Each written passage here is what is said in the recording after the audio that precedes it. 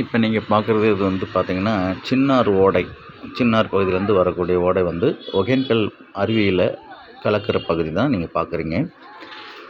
இந்த இடம் பார்த்திங்கன்னா இந்த தீவுத்திட்டினுடைய ஓரத்தில் அழகாக மணல் மேடுகளோடு அமைஞ்சிருக்கக்கூடிய இந்த இடம். ஓடையில் வந்து அருவியில் அதிகமாக தண்ணீர் போயிட்டுருக்கிற போது பார்த்திங்கன்னா இந்த ஓடை முழுசும் தண்ணி போனால் இந்த மணல் திட்டே வந்து ஒரு பாதி அளவில் மறைஞ்சு போயிடும். தண்ணீர் போகிறது மட்டும்தான் தெரியும். இந்த கல்பாறையினோட மட்டத்து வரைக்கும் கூட சில நேரங்களில் தண்ணீர் போகும், நீங்கள் பார்த்துருப்பீங்க. ஆனால் இப்போ நாம் இந்த இடத்துல வீடியோ எடுத்துகிட்டு இருக்கிற இடம் வரைக்கும் தண்ணி கொஞ்சம் ஓரத்தில் கொண்டு போகும்.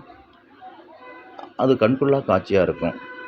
அதனால் மக்கள் இந்த உள் பகுதிகளில் வந்து 1.5 கிலோமீட்டர் தூரம், அதாவது நீட்டமும் ஒரு 1/2 கிலோமீட்டர் அகலமும் கொண்ட இந்த சின்ன தீவு திட்டில் வந்து பார்த்திங்கன்னா உள்ளெல்லாம் பாருங்கள், நல்ல வனம் போல் அழகான கல்பாறைகளும் திட்டுகளும் மண் வளமும் மர நிழலும் அற்புதமாக இருக்கிறதுனால இங்கே வந்து மக்கள் பாருங்கள், இந்த தனிமையான இடத்துல குளிக்கிறதுக்கு இளைஞர்களும் பெரியவர்களும் ஆர்வம் காட்டி வந்து குளிச்சிட்ருக்காங்க.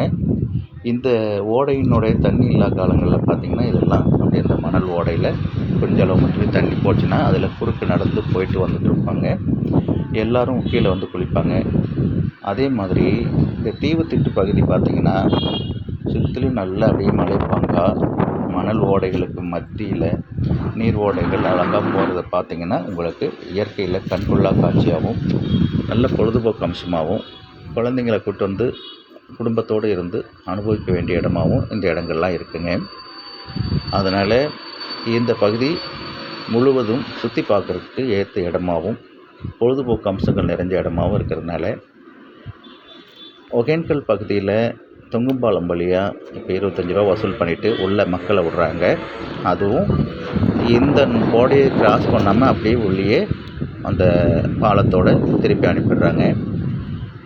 இதை இன்னும் கொஞ்சம் விரிவுபடுத்தி இன்னொரு 25 ரூபா சேர்த்து வாங்கினா கூட இந்த தீவு முழுசும் சுற்றி திரிகிறதுக்கும் உள்ளே போய் சாப்பிட்றதுக்கும் உள்ளே உட்காந்து மக்கள் அனுபவிக்கிறதுக்கும் இந்த மாதிரி தண்ணீர் இல்லாத போது இந்த மணல் ஓடைகளில் மக்களை விளையாட விடுறதுக்கும் வாய்ப்பு இருக்கிற பட்சத்தில் நல்ல அதிகமாக நீர் வர்றப்போ கூட பாதுகாப்பாக இருக்கிறதுக்காக இந்த மணல் மேடுகளில் இருக்கக்கூடிய மணலை மேலே அந்த தீவு திட்டில் முழுசும் உணர்ந்து கொட்டி சுற்றிலும் கம்பி வேலி அமைக்கப்பட்டு இப்போ மேட்டூர் பார்க்கு பகுதியில் பார்த்திங்கன்னா அந்த ஓடைகளில் ஓரத்தில் எல்லாம் சுற்றியும் கம்பி வேலி அமைக்கப்பட்டிருக்கும்.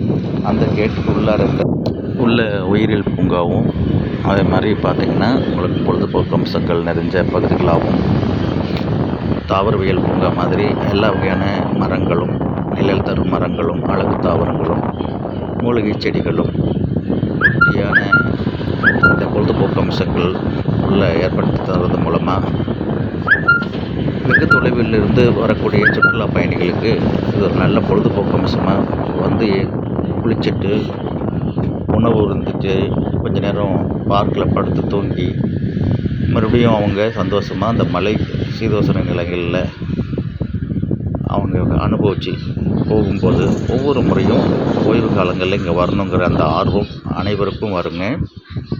நல்ல பாதுகாப்பான பகுதியாகவும் இயற்கை எழில் மிகுந்த பகுதியாகவும் இந்த இடம் அமைஞ்சிருக்குதுங்க. அதனால் நீங்கள் இந்த இடத்த வளர்ச்சி செய்கிறதுல அரசாங்கம் கவனம் செலுத்தி இதில் ஒரு சுற்றுலாத்தலத்தில் மேலும் மேலும் பொழுதுபோக்கு அம்சங்களை ஏற்படுத்துகிற அளவுக்கு இந்த பூங்காவை அமைக்க வனத்துறையும் தமிழ்நாடு மற்றும் கர்நாடக அரசுகளுடைய ஒத்துழைப்போட இந்த பணியை உடனடியாக நிறைவேற்றுவாங்களா அப்படின்றது தான் எங்களோட கேள்வி. இந்த மாதிரியான வளர்ச்சி பணிகள் படிப்படியாக ஒரு பாலத்தையும் ஏற்படுத்த முடியுங்க போக்குவரத்துக்காக. உடனே இந்த பணி சிறக்க எங்கள் வாழ்த்துக்கள். வாழ்க வளமுடன், வளர்க இந்த வையகம்.